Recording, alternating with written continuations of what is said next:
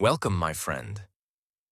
Today's story begins with a moment of silence, the kind that comes right after you've said something you didn't mean.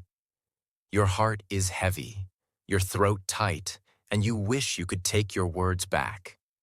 We've all been there. But this is not just a story about regret. It's about a man named Daniel.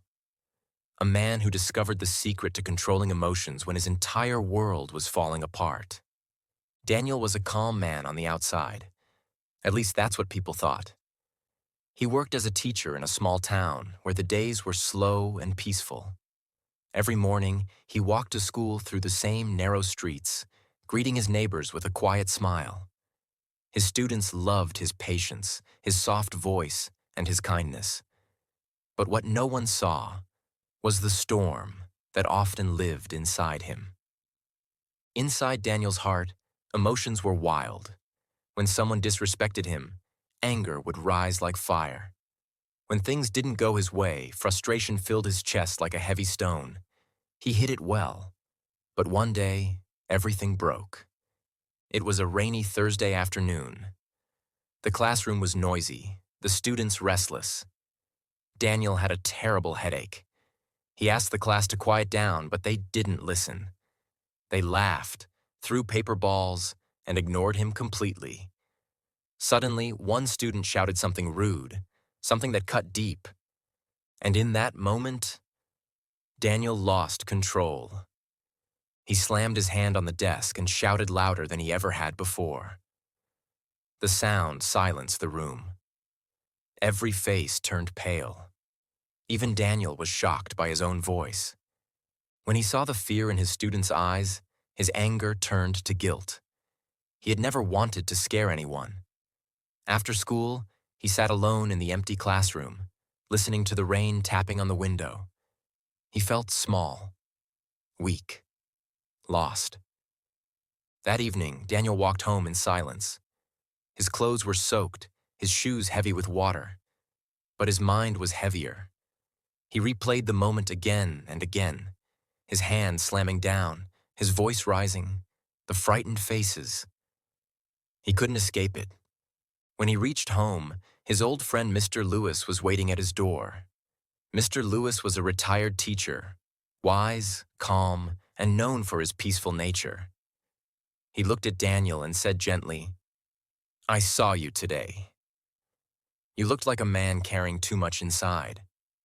Daniel sighed. "I failed, Mr. Lewis. I couldn't control myself. I thought I was calm, but maybe I'm not." Mr. Lewis smiled softly and said, "You're human, Daniel. We all carry storms. The real question is, do we let the storm rule us, or do we learn to sail through it?" Daniel didn't fully understand, but that night, those words stayed in his mind. The next day, Daniel visited Mr. Lewis again. He wanted to learn. He wanted to understand how to stay calm, how to control emotions instead of being controlled by them. Mr. Lewis welcomed him with a cup of warm tea and said, "There's no easy trick, Daniel, but I'll tell you a story. Maybe it will help." He leaned back and began to speak slowly. "Many years ago," he said, "there was a warrior who was known for his strength. He could fight 10 men at once, and he was fearless in battle. But one day his master told him, 'You may win 100 fights, but if you cannot control your anger, you are still a slave.' The warrior didn't understand, so he asked, 'How can I control something that burns so fast?' The master replied, 'By watching it, not feeding it.' The warrior was confused, but he did as his master said. Whenever he felt anger rising, he would stop, breathe, and watch it, like watching fire from a distance. Slowly, he noticed that if he didn't feed the anger with thoughts or words, it would fade, just like fire fades without wood. That, said Mr. Lewis, is how control begins, by learning to pause and watch." Daniel listened carefully. "So you mean I just have to stop and watch my emotions?" he asked. Mr. Lewis smiled. "Exactly. The more you watch, the less power they have over you. It's not about fighting your feelings. It's about understanding them." Daniel nodded slowly. That night, he decided to try it. The next morning, things didn't magically change. His students were still noisy, life was still stressful, and he still felt anger rise from time to time. But this time, he remembered Mr. Lewis's words. He paused. He didn't shout. He watched. He noticed how his heartbeat quickened, how his palms tightened, how his thoughts screamed to react. But he stayed silent. He breathed. And something strange happened. The anger began to lose its fire. It didn't disappear instantly, but it no longer ruled him. He realized that emotions were like waves. They rise, they crash, but they always fall, if you don't chase them. Weeks passed. Daniel practiced every day. He began to see emotions differently, as visitors, not enemies. When sadness came, he didn't push it away. When anger came, he didn't fight it. He welcomed them, watched them, and let them leave when they were ready. He even taught his students the same lesson. One day, when two children argued loudly in class, Daniel smiled and said, "Close your eyes.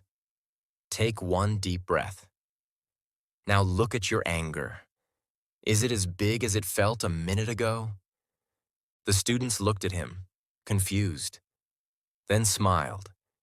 They laughed softly, and the tension was gone. One evening, Daniel returned to Mr. Lewis and said, "I think I understand now. Emotions aren't the problem. My reaction is." Mr. Lewis nodded. "Yes, Daniel. Emotions are messages. They tell you something. Anger shows there's pain. Fear shows there's uncertainty. Sadness shows there's loss. But if you only react, you'll never hear what they're trying to say." Daniel felt a sense of peace wash over him. He realized he had spent years running from emotions, when all he needed to do was listen to them. Months later, something happened that tested everything he had learned. His school announced that due to financial problems, some teachers would be laid off. Daniel's name was on that list. At first, he felt the old fire again. Anger, fear, confusion. His hands shook, his heart raced. But this time, he remembered the secret. He sat down, closed his eyes, and breathed. He watched his feelings rise and fall. He told himself, "This moment is not forever. I will respond with calm, not chaos." The next day, he went to the principal's office, not to argue, but to talk. With calmness in his voice, he explained his dedication, his love for teaching, and his willingness to help even without full pay. The principal was moved. A few weeks later, Daniel's job was restored. That day, he finally understood. Control isn't power over others. It's power over yourself. Years passed, and Daniel became known not just as a good teacher, but as a wise one. Students admired how calm he was, how no situation could shake him. When people asked for his secret, he would smile and say, "Emotions are waves. You can't stop them, but you can learn to surf." He began teaching a class called Emotional Wisdom, where he told stories about patience, awareness, and inner strength. He shared the same lessons that had once saved him. And every time he spoke, his voice carried a quiet peace, the peace of someone who had walked through the storm and learned to dance in the rain. One evening, as the sun was setting, Daniel visited Mr. Lewis again. The old man was sitting in his garden, surrounded by flowers and gentle wind. Daniel smiled and said, "You were right. The storm doesn't control me anymore." Mr. Lewis looked up, his eyes warm and kind. "You found your peace, Daniel. Remember, control doesn't mean silence. It means understanding. You can feel deeply and still stay calm. That is true strength. Daniel nodded. He finally understood. Control was never about holding back emotions. It was about holding them with care. From that day on, whenever life brought challenges, Daniel remembered 3 simple steps. Pause, observe, understand. He paused when emotions rose. He observed what he felt, without judgment. He understood that emotions were not enemies, but guides.